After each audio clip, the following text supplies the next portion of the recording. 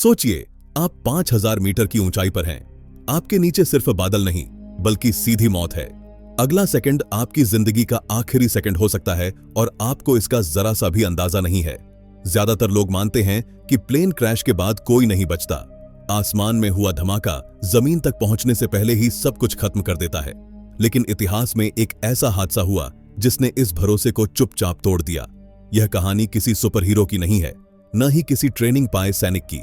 यह कहानी एक आम लड़की की है जो उस दिन सिर्फ अपने प्यार के कंधे पर सिर रखकर सो रही थी।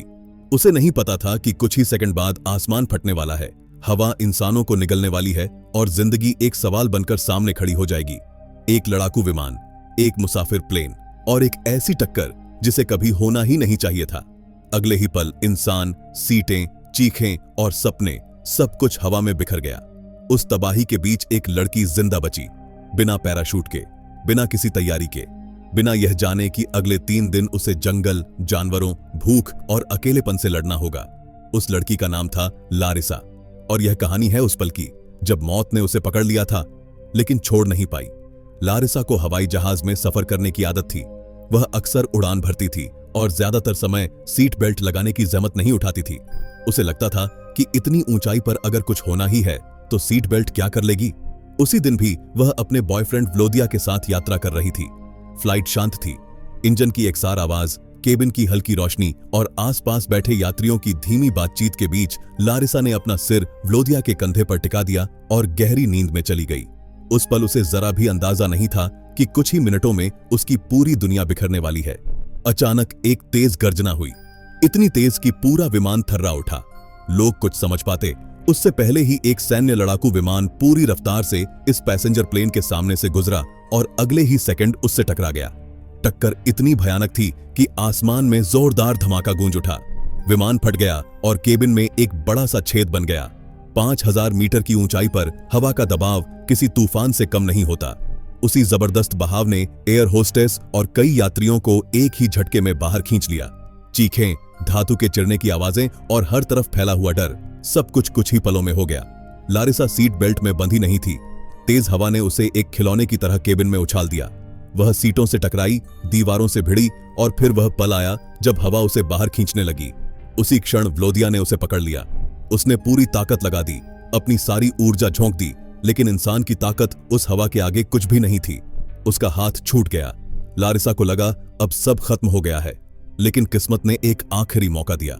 उसने पास की एक सीट को पकड़ लिया और किसी तरह खुद को अंदर खींच लिया। व्लोदिया हवा के साथ बाहर चला गया। अब विमान 2 हिस्सों में टूट चुका था। जिस हिस्से में लारिसा थी वह तेजी से नीचे गिरने लगा। तभी उसे पहली बार सीट बेल्ट की याद आई। कांपते हाथों से उसने बेल्ट बांध ली। अब कुछ भी उसके कंट्रोल में नहीं था।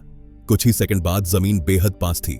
फिर एक जोरदार टक्कर हुई और सब कुछ अंधेरे में डूब गया। जब लारिसा की आंख खुली तो उसे कुछ समझ नहीं आया। चारों तरफ पेड़, झाड़ियां और सन्नाटा था। वह किसी घने जंगल के बीच पड़ी थी। वह जिंदा थी, लेकिन उसकी टांग में विमान का एक टुकड़ा आर पार घुसा हुआ था। दर्द इतना तेज था कि सांस लेना मुश्किल हो रहा था। उसने उस टुकड़े को निकालने की कोशिश की, लेकिन जरा सा हिलाने पर आंखों के आगे अंधेरा छा जाता था। फिर भी वह जानती थी कि अगर उसने इसे नहीं निकाला तो जहर फैल सकता है।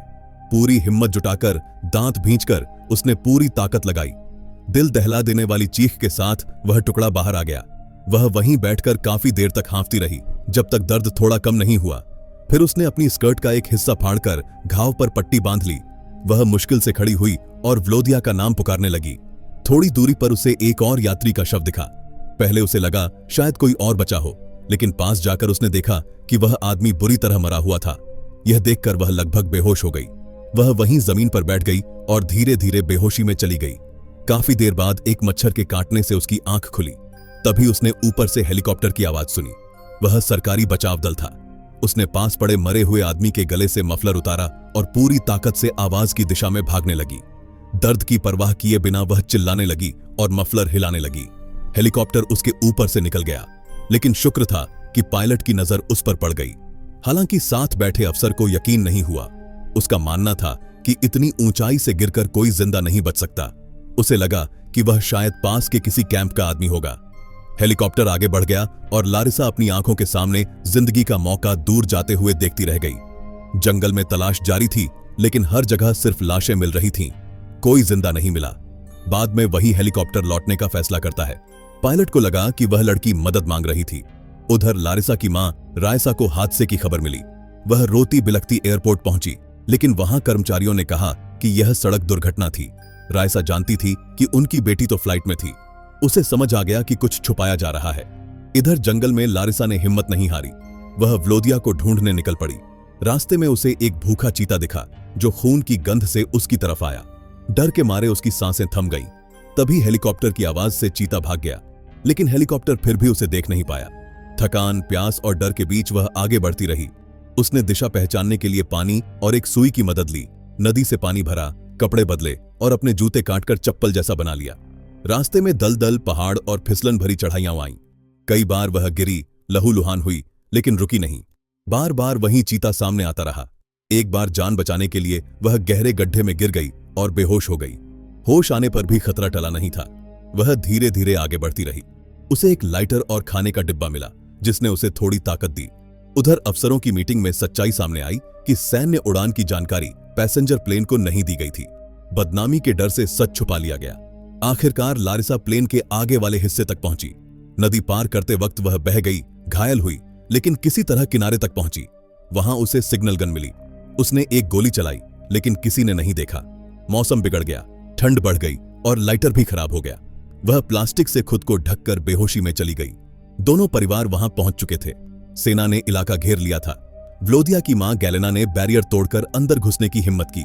उनकी आंखों का दर्द देखकर अफसर भी पिघल गए। तभी एक जवान ने बताया कि हेलीकॉप्टर टीम ने पहले एक लड़की देखी थी। तुरंत खोज तेज कर दी गई। उधर लारिसा को व्लोदिया का बैग मिला। उसमें उसकी तस्वीर थी। यादें ताजा हो गईं। थोड़ी देर बाद उसने गड्ढे में व्लोदिया को देखा। उम्मीद में वह कूद पड़ी, लेकिन सच बेहद क्रूर था। व्लोदिया मर चुका था। वह फूट फूट कर रोई, फिर खुद को संभालकर बाहर निकलने लगी।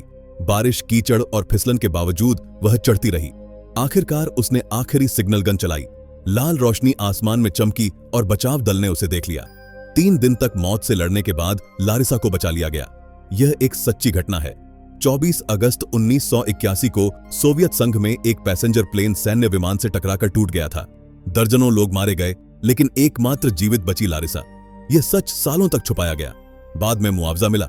लारिसा ने शादी की, बच्चे हुए, लेकिन जब भी वह हादसा याद करती है, उसकी आंखें भर आती हैं, क्योंकि उसका पहला प्यार उसी जंगल में कहीं छूट गया। यह कहानी हमें सिखाती है कि जिंदगी कभी भी हार मानने या लड़ने का विकल्प देती है। लारिसा ने लड़ना चुना और वही उसे जिंदा रख सका। अगर आपको यह वीडियो पसंद आई हो तो वीडियो को लाइक करें और चैनल को सब्सक्राइब करें। हम मिलते हैं आपसे बहुत जल्द एक और ऐसी ही माइंड ब्लोइंग स्टोरी के साथ।